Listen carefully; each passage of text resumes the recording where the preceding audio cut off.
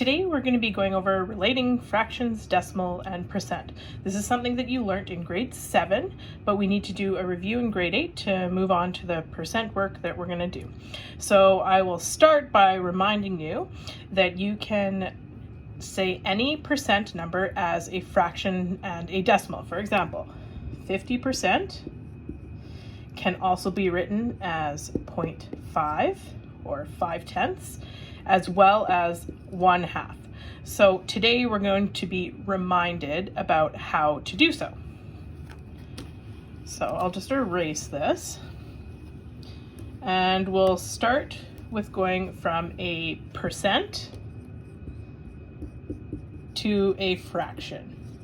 So if we start with a percent, let's say 50% again, what we can always do is we need to remember that percent is out of 100. So that means that the fraction is always out of 100. So we can always take the percent that is here, so 50, and put it as a fraction over 100. Now we know from fractions this year that this is not in its simplified form, so we have to simplify that. In this case, we can divide both the top and bottom, the numerator and denominator, by 50. So we make it equal to 1/2. So the first way that we can do it is by putting it over 100. Okay, so now let's try another example. So let's say we have 3%.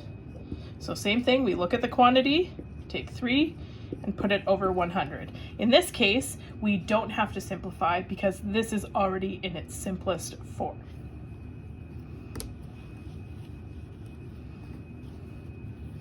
Now, what about if we have something like this, 2.5%? We can't have a decimal in a fraction like this. So technically, we can still take this, put it over 100, but that doesn't make any sense.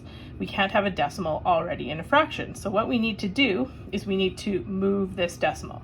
So what I'm going to do is I move this to the right. That makes it bigger. So that means I'm actually doing it over here. And anytime I do something to the top, I have to do it to the bottom. So in this case, 100, the hidden decimal would be right here. So I'd put it over. So my new fraction would be 25 over 1,000, because anytime there's an extra space, I fill it in with a 0. And then we would reduce it from here. So I can divide 25 by 25, and I get 1, and then I can divide 25 or 1,000 by 25, and I would get 40. So my new simplest form fraction would be that. Now, what happens when we have a fraction that, or a percent I should say, that's over 100%?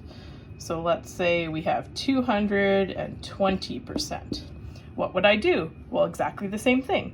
So we'd look at 220, we'd put it over 100. And now we do the same thing that we always do. We simplify it. So if I'm simplifying this fraction, I know that this is a improper fraction, so I need to change it to a mixed fraction. So 100 goes into 220, goes twice with 20 left over. Then I have to simplify this fraction, which I know is this. So my final answer would be 2 1/5.